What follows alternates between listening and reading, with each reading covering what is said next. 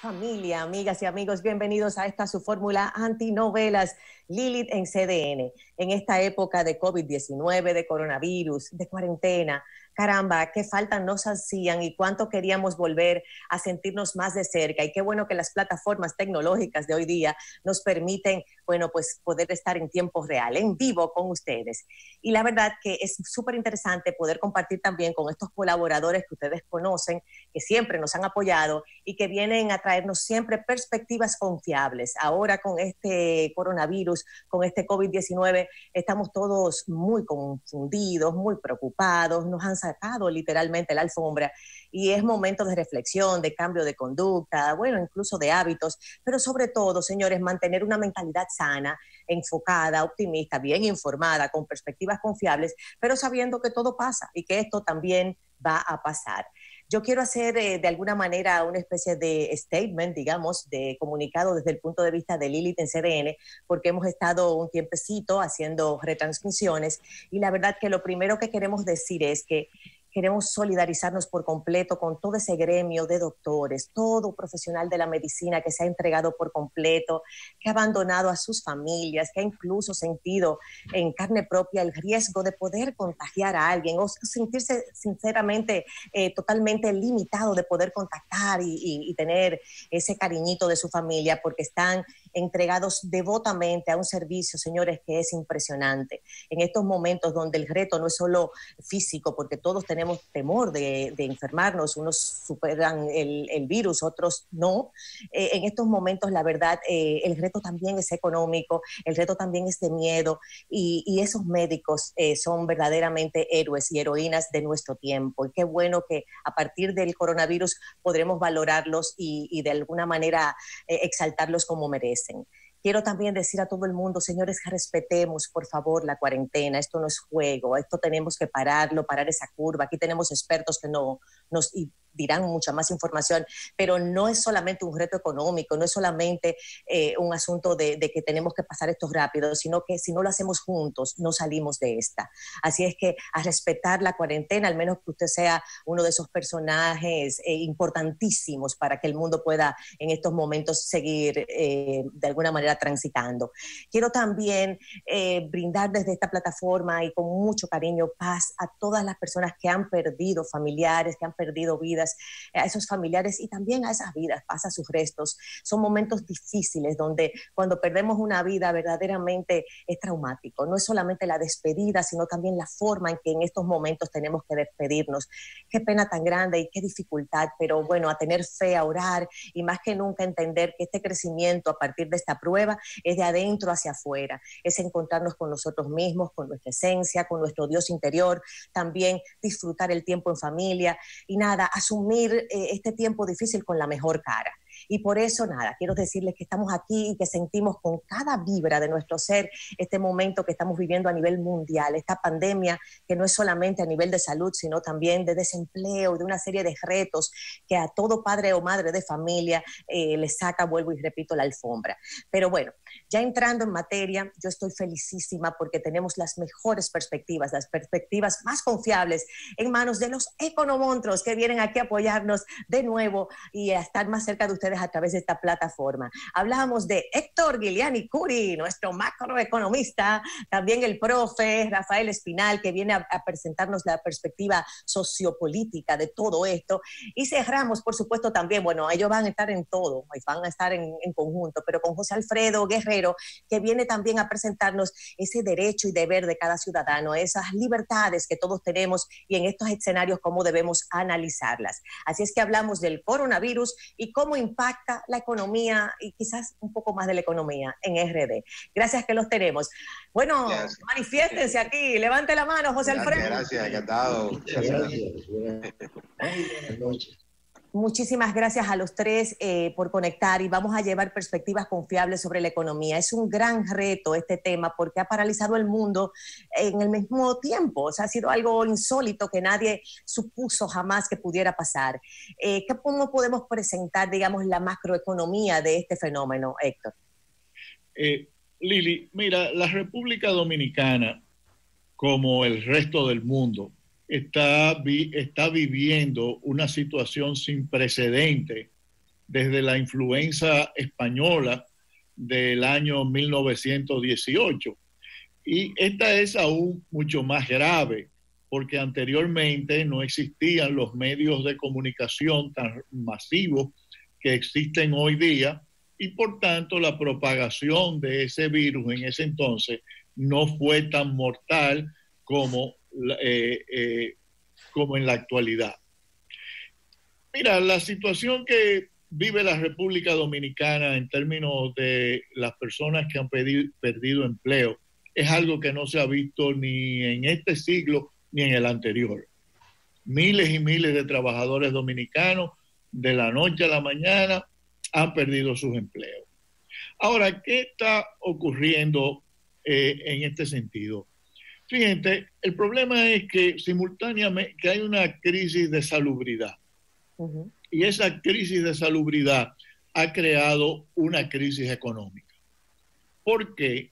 Uno, porque las personas, en primer lugar, no pueden ir a sus lugares de trabajo, primero a producir bienes y servicios, porque podrían contagiar a otros. Y por el otro lado, las personas tampoco están saliendo a consumir precisamente por temor a quedar contagiados. Y los comercios están cerrados, Héctor, o sea, a excepción de farmacias y supermercados, digamos, y gasolineras. Uh-huh. Exactamente. Entonces, eso ha derivado en una crisis económica, pero no es una crisis económica como las anteriores, donde la gente perdía el empleo, pero la gente podía salir a consumir y, por ejemplo, las medidas de estímulo del gobierno tenían un sentido. ¿Por qué? Porque si el gobierno venía y gastaba en inversiones, la gente podía ganarse su dinero, trabajar y ir a gastar. Pero ese no es el caso ahora. Ahora, básicamente, tenemos, como quien dice, dos economías. Una economía de bienes esenciales, que es el sector de alimentos, el sector de delivery de comidas, que está prosperando, y también el sector agrícola, que puede vender sus bienes para esa población que está consumiendo. Pero hay otros sectores. Y los colmados, Héctor, ahí se incluyen. Colmados también. Los colmados, sí. Exactamente, supermercados, etcétera. Pero hay otro sector que es el de los bienes no esenciales, claro, que son los comercios que venden ropa, que venden electrodomésticos, que venden vehículos, y así el transporte interurbano que está suspendido. Entonces, para uno poder, para que la economía pueda volver, o mejor dicho, no pueda volver nosotros no vamos a volver a la situación anterior hasta que no haya una vacuna. Uh-huh, pero para poder ir normalizando la economía gradualmente, es necesario seguir las reglas de cuarentena para evitar que el contagio y los hospitales se vean colapsados por esta situación.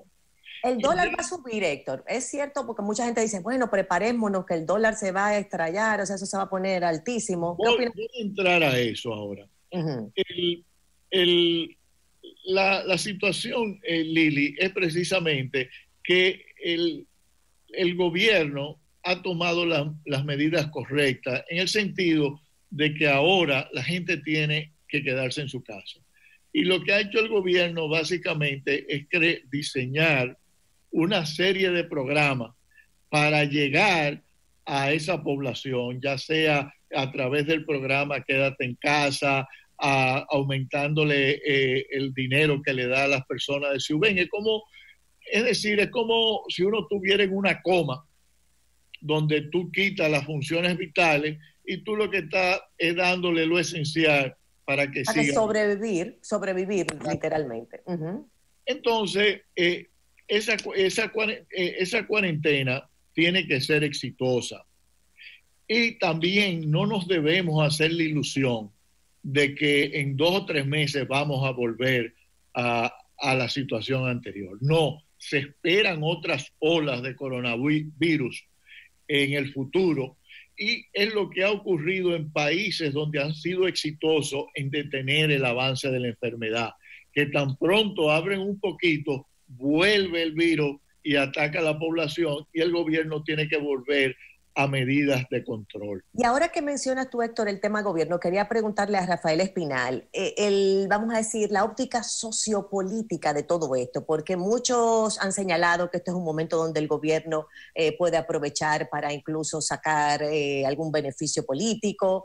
Obviamente hay nuevos permisos, digamos así, para un estado de emergencia, entonces hay una capacidad de gasto inmediato también importante en este momento. ¿Qué dices, Rafael, sobre eso? Mira, el gobierno, como dice Héctor, ha tomado medidas para la empresa.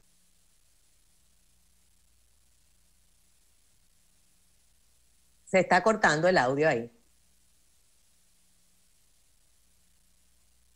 Hay un corte del audio. ¿Cómo lo ves tú, Héctor, para continuar? El tema este de el impacto político y sociopolítico en este momento. Bueno, yo quería también, tú me hiciste una pregunta anteriormente sobre qué va a pasar con el dólar. Mira, yo creo que la economía dominicana, en cierto sentido, no está tan mal como otras economías. ¿Por qué? Porque el precio del barril del petróleo ha bajado sustancialmente y nos vamos a ahorrar probablemente mil y pico de millones de dólares en compra de combustible solamente por efecto precio. Pero además del efecto precio, se ha caído el consumo de la población. Nosotros mismos conversábamos de que no estábamos moviendo los carros.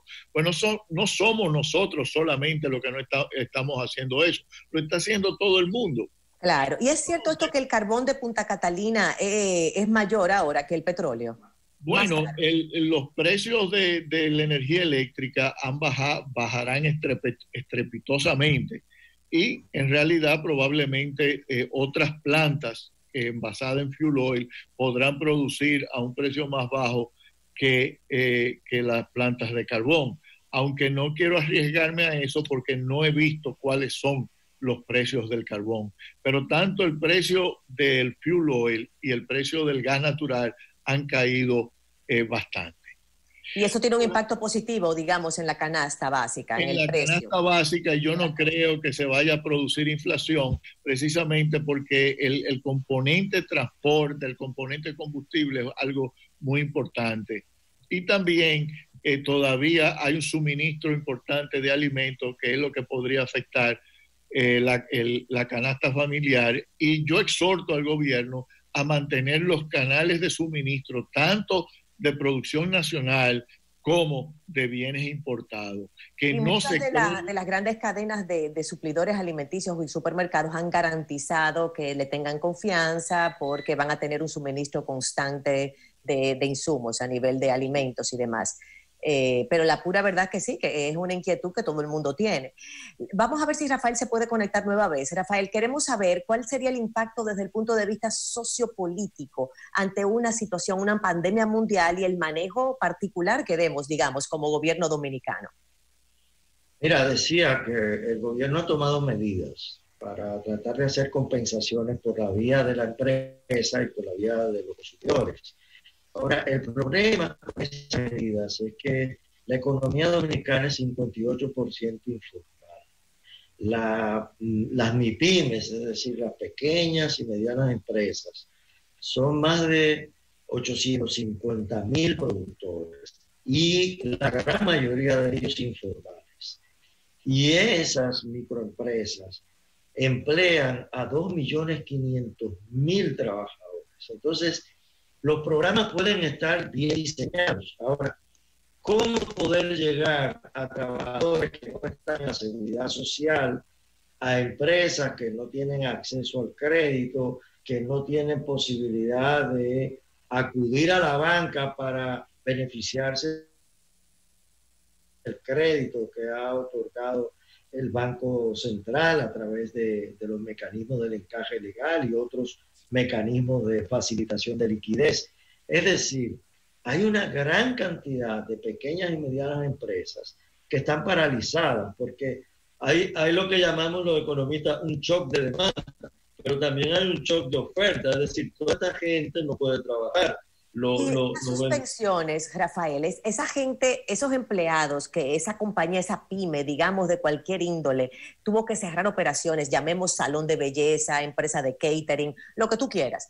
Sí, pequeñas panaderías, pequeños talleres de mecánica, exacto, industrias pequeñas de quesos y de otros bienes que han tenido que cerrar por el colapso. ¿Qué pasa con esos empleados? Porque obviamente ese negocio ya no está produciendo. Entonces, claro, una de las condiciones es que esas empresas tienen que llenar un formulario en el Ministerio de Trabajo en el cual den por conocimiento del Ministerio de Trabajo que esas personas han sido suspendidas, pero para eso necesita que esas personas estén inscritas en la Seguridad Social. Ocurre que la gran cantidad de empresas pequeñas y medianas no tienen esa gente inscrita en la Seguridad Social. Son empleos informales, digamos, son empleos informales. Son totalmente informales. El otro tema es que esas mismas empresas no pueden acudir a los mecanismos de compensación porque no tienen un registro nacional de contribuyentes, no están debidamente formalizadas. Tal vez este es un momento para estimular la formalización de una serie de empresas que pudieran ser beneficiarias de los programas sociales.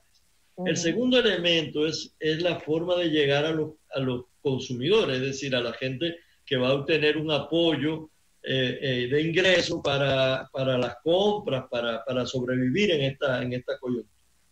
El problema es que esto tiene un componente político en medio de un proceso electoral. Es decir, ahora proporcionar nuevas tarjetas de solidaridad o la tarjeta Quédate en tu casa siempre puede ser un mecanismo digamos, de propaganda política. Sobre todo, Rafael, que las elecciones están aquí mismo, a la vuelta de la esquina. O sea, estamos viviendo un momento donde uno no puede salir a la calle para no contagiarse, donde está todo parado, y dentro de 4, 5, 6 semanas, qué sé yo, ya hay que votar. Así es, la gran preocupación es que esta crisis económica y de salubridad se ha presentado en el momento más elevado de la campaña política, es decir, acabando de terminar las elecciones municipales y abriendo el proceso para las elecciones presidenciales, lo que crea mucha incertidumbre en términos electorales. Ya hoy día se está hablando de la posposición de las elecciones, prácticamente eso es un hecho. Está el tema de que cada vez más las finanzas públicas se agotan porque el país está parado, no hay ingresos fiscales para el gobierno y hay un proceso electoral que pudiera tener 2 vueltas en medio de un país paralizado. Este fondo de emergencia, Rafael, el tema del fondo de emergencia que da unos recursos y también, digamos así, las donaciones del sector privado, de las grandes empresas a nivel del CONEP y de otras empresas de índole independiente que han dado apoyo. ¿Cuál es ese impacto en función de la situación COVID-19 actual?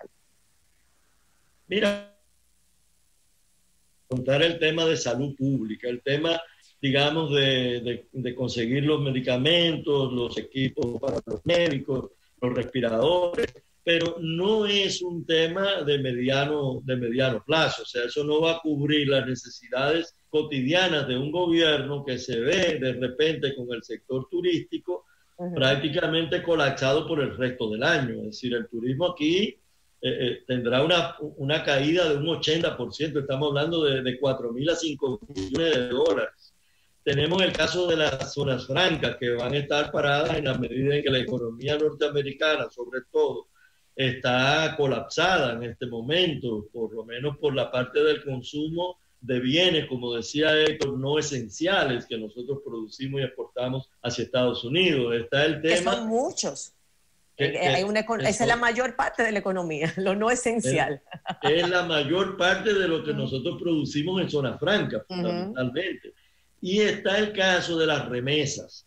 Con la pérdida de empleos en los Estados Unidos, también se estima que las remesas van a disminuir. La CEPAL habla de un 20% en la caída de las remesas en América Latina, lo cual, si se extrapola a la República Dominicana, estamos hablando de 1.200 millones de dólares menos. Es decir, hay una situación que afecta sobre todo a los pequeños productores y a la gente que depende de un trabajo. Del diario, Rafael. Del día a día. Es como el pan nuestro de cada día. Señores, mira, vamos a una pausa, pero regresamos de una vez tras este compromiso comercial con José Alfredo Guerrero, terminando nuestras puntualizaciones con Rafael Espinal y debatiendo junto a ustedes también lo que está pasando para la economía dominicana en particular y cómo debemos prepararnos. Y estamos aquí de vuelta a través de esta plataforma que nos permite estar cerca, aunque todos debemos estar en casita. Recordar a todos, por favor, mantener esta cuarentena, respetarla y sobre todo también en estos momentos cruciales, confiar y asumir todas las instrucciones de nuestras autoridades, porque es un asunto colectivo donde cada alma y cada ser cuenta. Seguimos hablando del COVID-19, el coronavirus y su impacto en la economía de República Dominicana, junto a los economontos José Alfredo Guerrero, Héctor Guiliani Curi y Rafael Espinal. Ahora con José Alfredo, que viene a darnos una óptica de los derechos y deberes y libertades de todo ciudadano, queríamos analizar. José Alfredo, cuéntanos, este impacto a nivel de cada persona, sobre todo los más vulnerables, ¿cómo lo ves? Bien, bueno, buenas noches Lili, buenas noches Héctor, Rafael y todos los televidentes. Miren, el mundo, República Dominicana después del COVID-19, lo más importante que yo veo es qué países van a ser nuestros modelos. Si nos vamos a parecer más a Corea del Norte, a Cuba y a Venezuela, o nos vamos a parecer más a Singapur, a Hong Kong y a Suiza. Porque realmente una de las cosas que yo he visto y que he estado muy preocupado con esto es viendo la actitud del dominicano, o de muchos dominicanos, que le ha surgido un autoritarismo y un gusto por las políticas autoritarias que realmente meten miedo. Aquí tú ves líderes políticos y ves personas diciendo, por ejemplo, sin el mayor tapujo, que el problema del aislamiento del COVID-19 se puede resolver incautando las habitaciones de los moteles. Que los hospitales, que los hoteles deben pasar a ser hospitales. Mucha desinformación. No desinformación. Es gente que está pidiendo medidas autoritarias, que eso es lo que preocupa. Gente que dice que todo el que tiene un suministro estratégico de algún tipo tiene que venderlo a los precios que diga el consumidor, o que tiene que ser confiscado para que sea el Estado que lo haga. Hay gente que ha dicho, bueno, que los empresarios son ricos, que han generado plusvalía y que entonces tienen que cargar además con este asunto de la crisis, o sea, que tienen que cubrir la nómina de los trabajadores. O sea, tú ves todo el tipo de cosas y realmente lo que se está viendo ahí son dos cosas principales para una economía. La economía tiene que basarse en el respeto a la propiedad privada y el respeto y el seguimiento a precios libres. Las dos cosas. Ahora que tú mencionas, José Alfredo, escúchame, el tema de precios libres, recientemente la presión, digamos, social y del pueblo sobre el tema de la adjudicación de algunas solicitudes en tiempos de coronavirus, de COVID-19, a particulares, digamos, al dedo, fíjate que tuvo que ser echada hacia atrás esa medida fruto de esta presión, porque la gente está atenta y la gente no quiere que esto suceda, y no quiere que se abuse, de verdad, porque es trágico, de verdad, es dramático. Mira, pero realmente fíjate que lo que está pasando. Yo creo que aquí la gente habla mucho de bipolaridad, pero yo creo que el gobierno ahora está presentándole a la ciudadanía una tripolaridad en lo que respecta a los precios. Fíjate lo siguiente. Tú tienes, por ejemplo, el control de precios, que ahora ha asumido Proconsumidor, yendo todas las entidades que tienen suministro diciéndole, ustedes tienen que vender a este precio, al precio que dice Proconsumidor. O sea, ellos son que tienen la sabiduría de saber a qué se debe vender al detalle. Bueno, pero son artículos de primera necesidad. Pero ahí te voy. O sea, tú tienes a Proconsumidor por ese lado fijando precios, o sea, dictando ellos medidas de precios unilateralmente.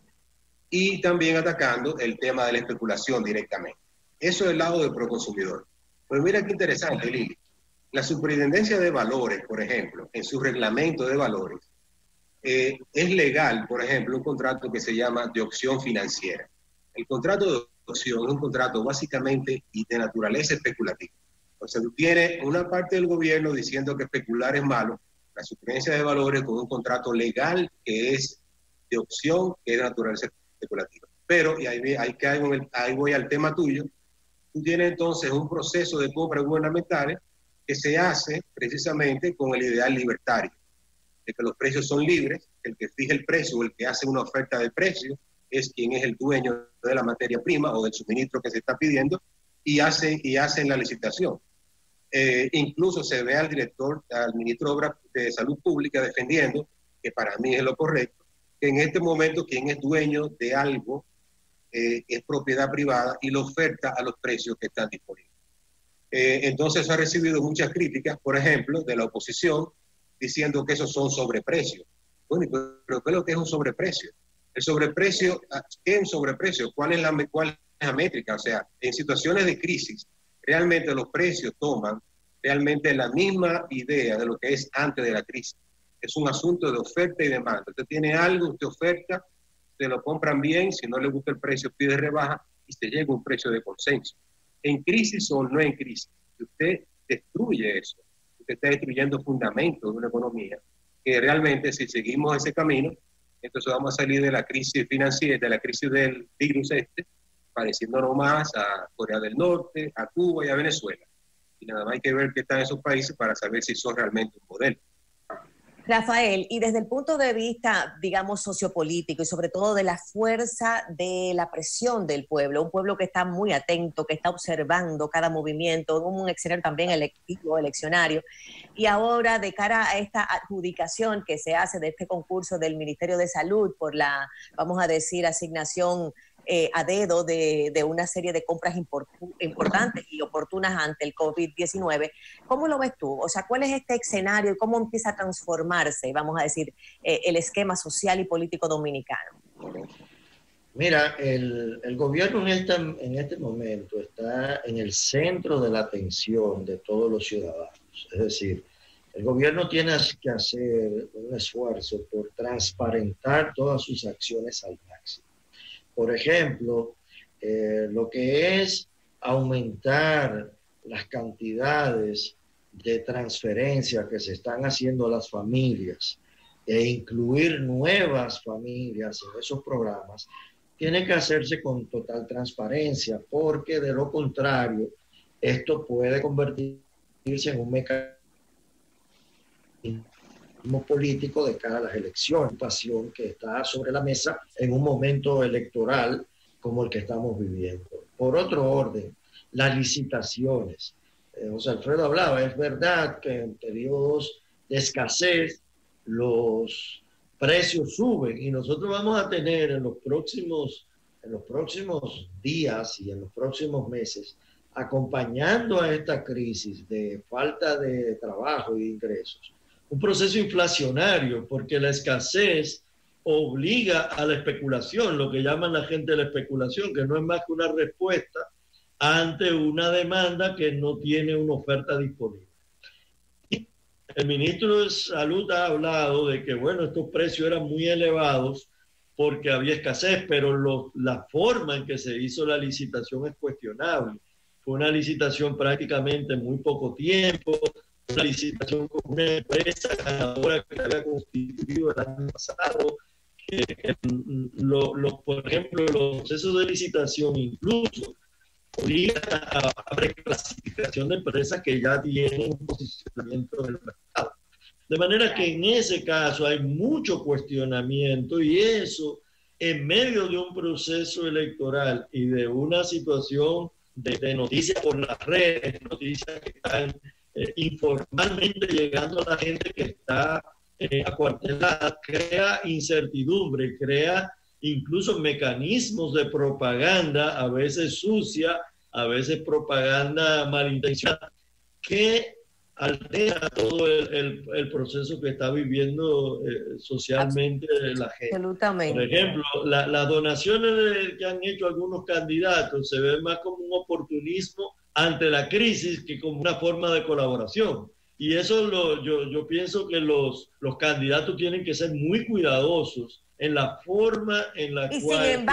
Sin embargo, la colaboración se necesita. Pero desde La el punto colaboración se necesita, lo que no se necesita. Y Claro, la colaboración se necesita, Héctor, lo que no puede convertirse en un elemento de campaña política.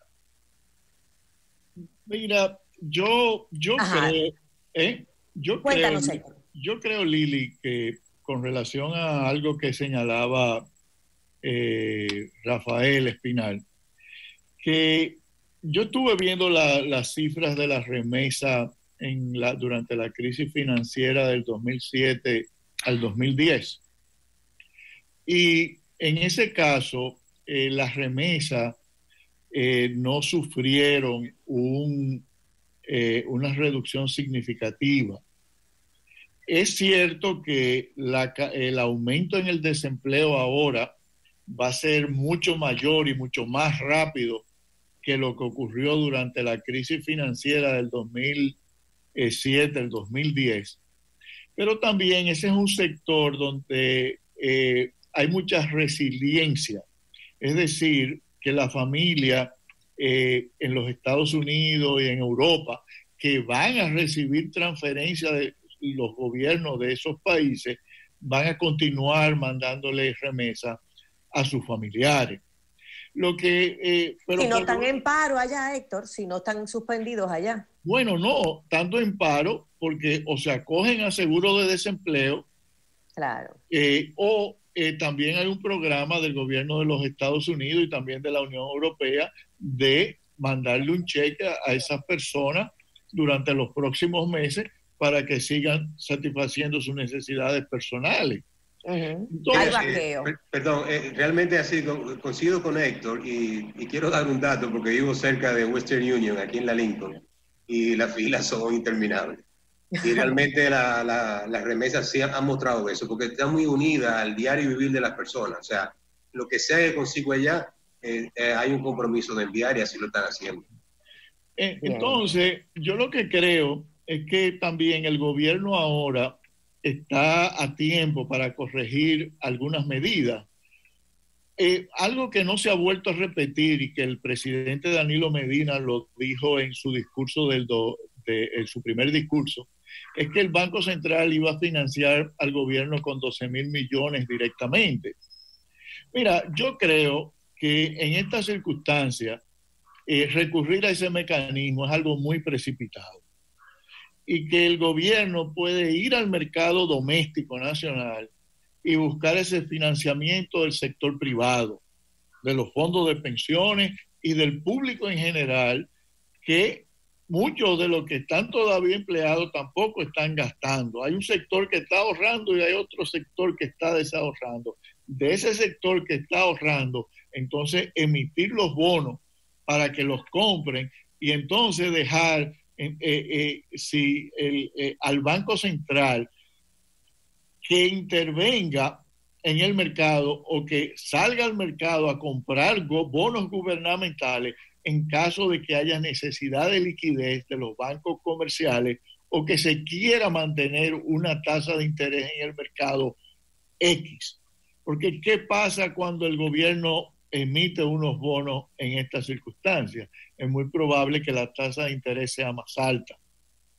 Entonces, y que el precio del que los bonos... y entonces el Banco Central lo que debe hacer, si hay necesidad de liquidez, entonces intervenir y salir a comprar esos bonos. ¿Cuándo pudiéramos empezar a dilucidar una cierta regularización del esquema económico? Es totalmente incierto, porque primero hay que esperar que termine la cuarentena, ¿no? Hay que esperar a que termine la cuarentena, lo que hay que mantener al paciente con vida. Yo por eso creo que, por ejemplo, unas medidas del Banco Central, como la del encaje legal para préstamos, al menos que sean para refinanciamiento a un más largo plazo, no van a ser efectivas. ¿Por qué? Porque nadie va a endeudarse ahora en estos momentos de tanta incertidumbre. Y la gente no paga ahora, Héctor, para tampoco. Ir a comprar un carro y todo. Ni a endeudarse ni a pagar. Sí. Ni a endeudarse ni a pagar tampoco. Sí. Entonces, mira, hay otro punto que me gustaría enfatizar, que es algo que mencionó, creo que es Rafael, que es lo de las pequeñas y medianas empresas. Mira, hay muchas de esas empresas que van a través de Adopen, de Ademis, y que el gobierno podría crear un fondo de garantías para financiar esas empresas y mantenerla viva por los próximos 4, 5, 6 meses, pero con una garantía. ¿Y cuál es la ventaja de la garantía? De que la garantía no aumenta el endeudamiento del gobierno porque es contingente a que la empresa quiebre. Y si la empresa no quiebra, entonces las ADOPEN, ADEM y todo ese tipo de cosas van a poder cobrar los préstamos y esas garantías van a desaparecer. Entonces, al menos que la quiebren, entonces sí se aumenta la deuda. Y yo creo que es algo que también debe hacerse con el sector de mediana empresa, restaurantes y todos esos comercios que van a necesitar de la ayuda gubernamental en estos momentos críticos, pero a través de garantías que le permita, que le exija también mantener un porcentaje de los empleados trabajando. En nómina, sí, digamos. Porque el tema de la cuarentena, digamos, que es una pregunta que le quiero hacer a los tres. Estamos teniendo vamos a decir, un periodo que culmina en esta primera fase, digamos así, o segunda, como le dicen mucha gente, el 15 de abril. Pero tenemos que asumir que el pico del contagio ha sido achatado, digamos así, y que ya no hay un riesgo. Pero esto pudiera suceder como no. Ergo, que el periodo del 15 de abril pudiera extenderse a más días. ¿Cómo lo ven ustedes? Mira, yo creo que el problema aquí es un problema de medición. Yo no creo que el gobierno tenga una idea bien formada de cuál es el número de infectados, cuál es el ritmo de contagio. Entonces, lo importante es que el gobierno emprenda una fuerte campaña de testear, de hacerle pruebas a las personas para ver qué está ocurriendo en el país. Hasta tanto, básicamente es un riesgo tú salir a la calle. Claro, absoluta, y la gente lo percibe así. ¿Qué dice Rafael sobre esto? Rafael, el tema de la cuarentena, el pánico sobre el tema de que no me quiero enfermar, pero también el empleado, vamos a decir, la persona del día a día que necesita producir su comida del día y necesita salir a la calle. ¿Cómo lo ves? ¿Qué va a pasar?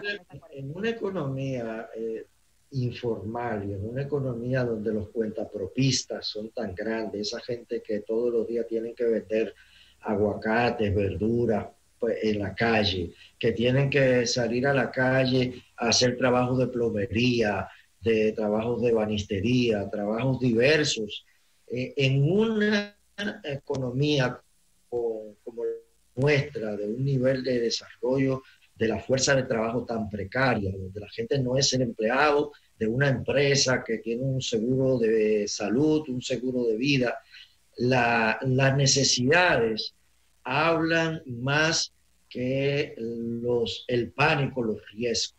Claro. Fíjate, hay gráficos que muestran que donde quiera que han dicho que van a dar una tarjeta de solidaridad, se desbordan la gente. En el megacentro hubo prácticamente una acción digamos, de abordaje a través de las vallas para ir a buscar una tarjeta que no era cierto que estaban.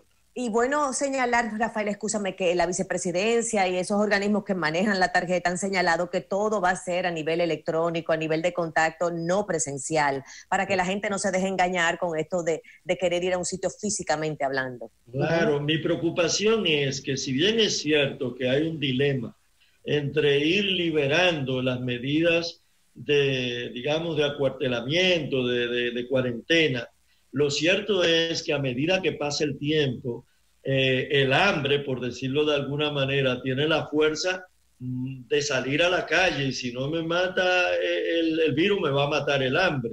Y en un determinado momento eso puede ser incluso motivo, como ha pasado en otros países, en el sur de Italia, por ejemplo, de gente que se organiza para ir a asaltar un colmado, para ir a asaltar un centro de provisiones.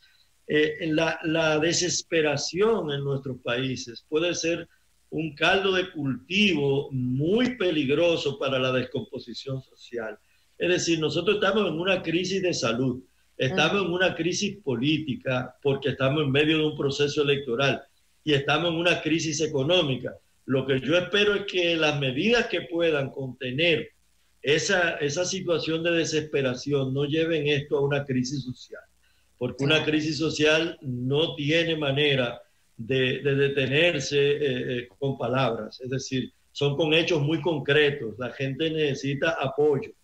¿Hay alguna posibilidad de vislumbrar un final al tema cuarentena? ¿O todavía pudiéramos decir que ningún ser humano puede proyectar cuándo va a terminar este tema de confinamiento y de distanciamiento social? Pregunto.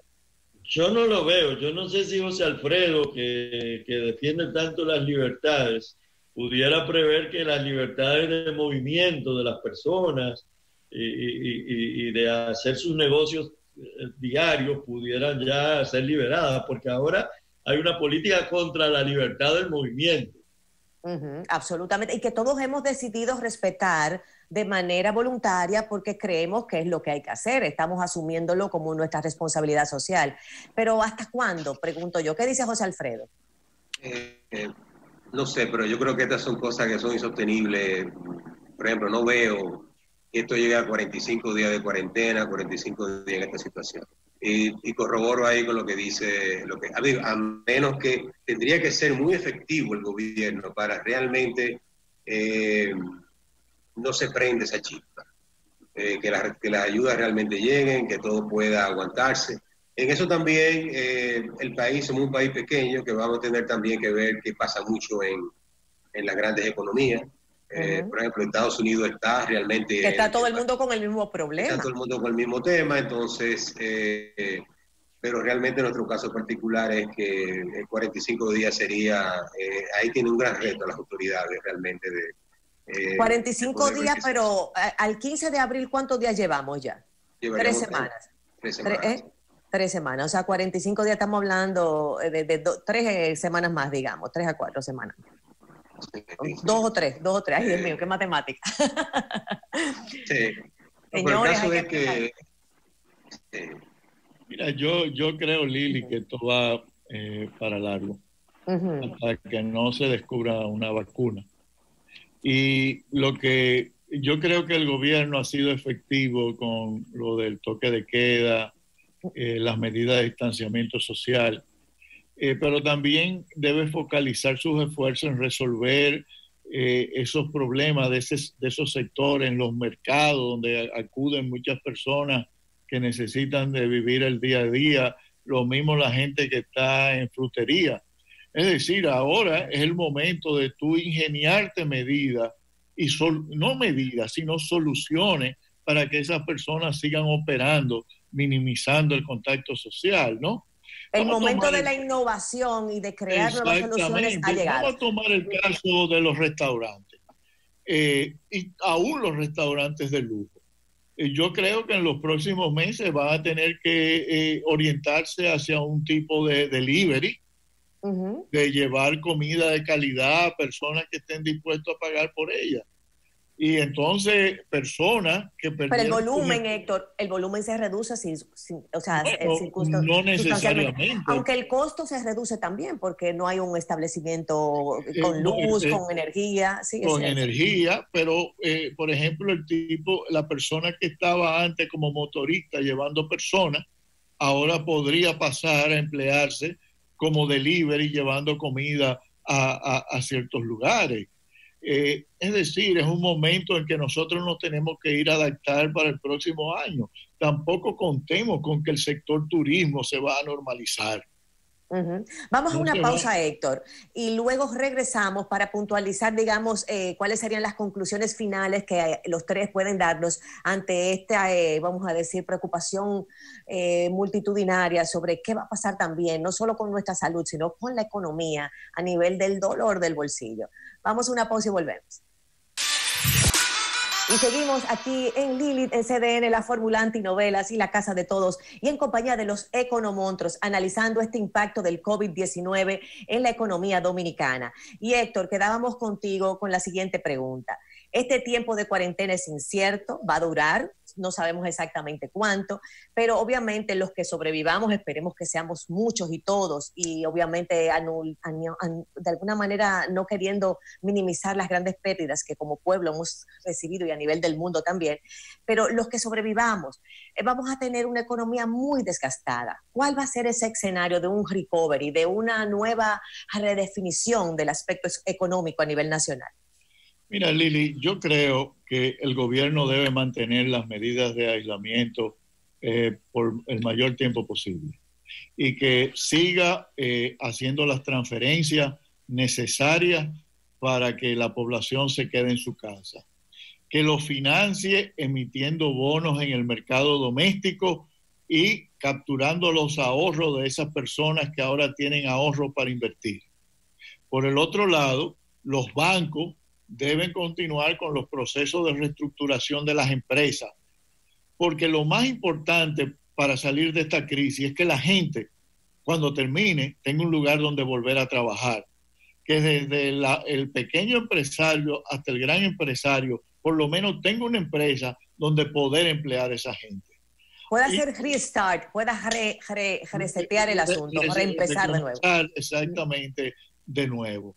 Pero nosotros debemos mantener las medidas de aislamiento hasta tanto tengamos una idea precisa de cuál es la tasa de contaminación y que sepamos en verdad cuál es la verdadera curva de infección en el país, que yo creo que ahora no lo sabemos. José Alfredo, una pregunta para ti. Muchos expertos, incluso expertos de la conducta y antropólogos, señalan que puede haber un momento donde al dominicano ya no le importa si se contagia o no, porque tiene que salir. ¿Cómo lo ves tú para cerrar? ¿Qué puede pasar, lógicamente? O sea, nadie puede mantenerse en esa posición por mucho tiempo. Y para salir de la crisis, realmente coincido con lo de Héctor y vuelvo a repetir que realmente, señores, tenemos que mantener los fundamentos de lo que era la economía antes de COVID.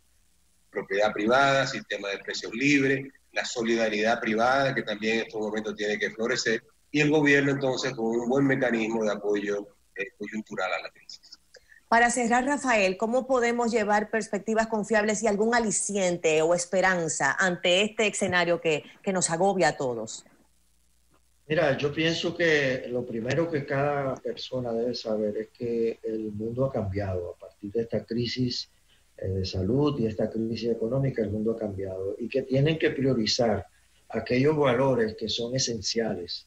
Es decir, nosotros no podemos seguir viviendo en un mundo donde el consumo de cosas que no son esenciales es lo que más apreciamos. Es decir, la gente va a tener que vivir en estrecho apego a lo estrictamente necesario por un periodo de tiempo. Porque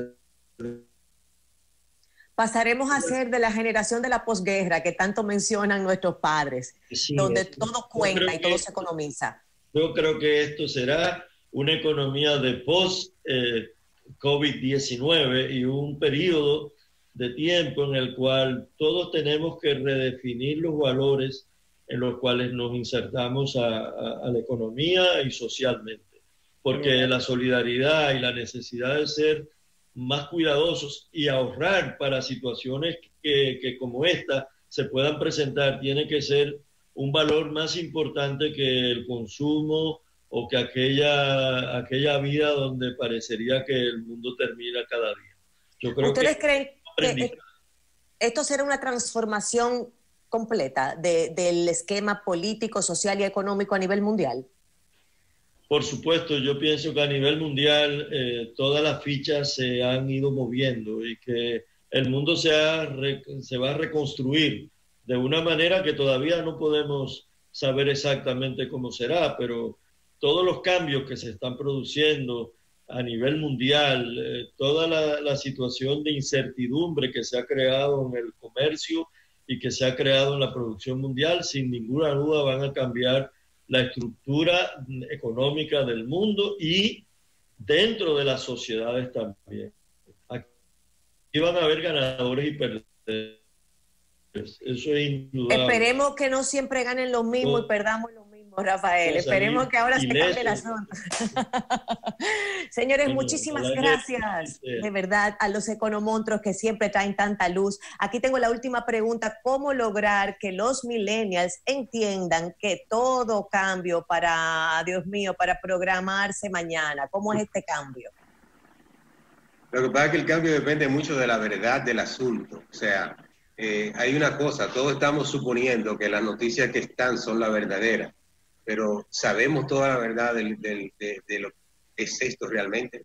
Eso para mí todavía es un misterio y se va a saber. En los ajustes vendrá mucho de cuál es realmente el cuento verdadero, cómo va a terminar. El agua se asentará y ahí cada cosa tomará su lugar. Héctor, para despedirnos entonces, ¿qué podemos esperar?